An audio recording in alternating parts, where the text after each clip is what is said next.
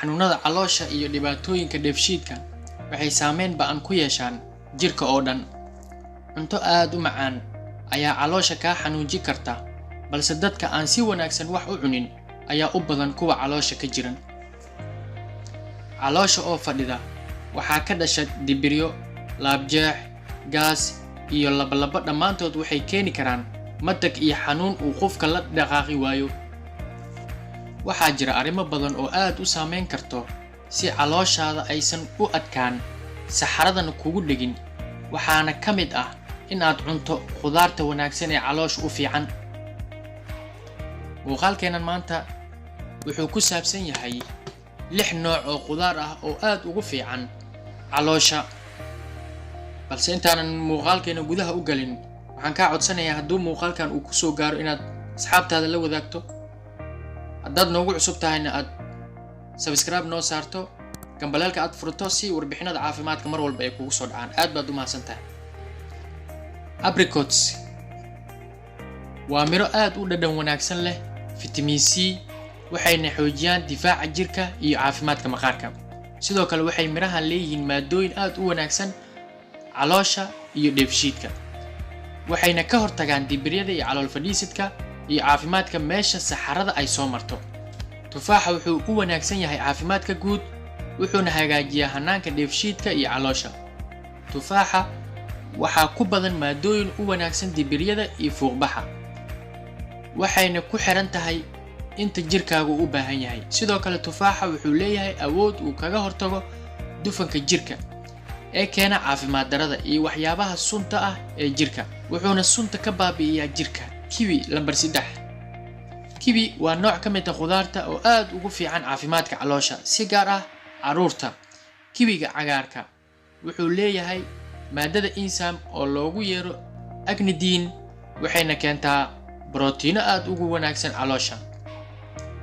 kiwiga waxaa lagu naaneysaa calool jilciye, waxayna taasi la xiriiraysaa maadooyin wanaagsan ee caloosha u fiican ee ku jira, wuxuuna sidoo kale u wanaagsan yahay caafimaadka saxaro haysta iyo xidmada.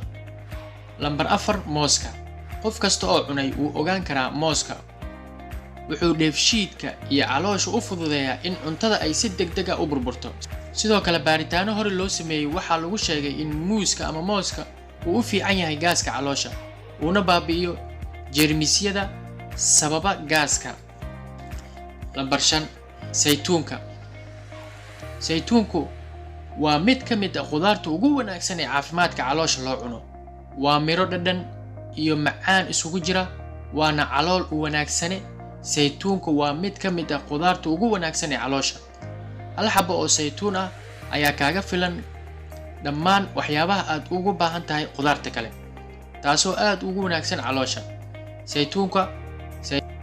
saytuunku wuxuu aad u jilciyaa caloosha, wuxuuna fududeeyaa in saxarada si fudud ay kaaga soo baxdo. si gaar ahaan wuxuu aad ugu fiican yahay carruurta in la siiyo. sidoo kale cambaha wuxuu leeyahay maadada enzyme taasoo caawisa shiididda, burburinta waxyaabaha borotiinka ah ee la cuno. sida aad ogtihiin, waxyaabo badan oo anaga aan cunno ayaa waxaa jira in caloosheena ay hore ay ka dheefshiidi karin, sida cuntooyinka ay ku badan tahay borotiinka. cambahan haddaad isticmaasho wuxuu kaa caawinayaa in si dhaqsi leh calooshaada lagu burburiyo borotiinka. sidoo kale in cuntooyinka kale iyo biyaha ay si aayar ah kaaga degaan ayuu cambaha kaa caawin karaa, sida lagu xusay buugaag badan oo lagu qoray cambaha. faa'iidooyinka kale ee badan ee laga hela cambaha waxaa ka mid ah yareynta halista kansarka xidmaha, wadna xanuunka, iyo noocyo ka mid ah cudurrada sokorowga. gebo waa nooc ka mid ah khudaarta. khudaartan waxaad ku darsan kartaa cuntooyinka aad sida maalinlaha ah u cunto si calooshaada ay u caafimaado. waxaad ku cuni kartaa ceyriinka ama cuntadaad ku darsan kartaa. sidoo kale waxaad ka dhigan kartaa cabitaan. waxaa kale oo aad u qaadan kartaa shaqada adigoo miiska xafiiska fadhiya na waad isticmaali kartaa. fadlan muuqaalkan haddii uu ku soo gaaray, waxaan kaa codsanayaa inaad noo subscribe garayso oo gambaleelka aad furato si fariimaha aan halkan soo dhigno ay mar walba kugu soo dhacaan. aad baad u mahadsantahay.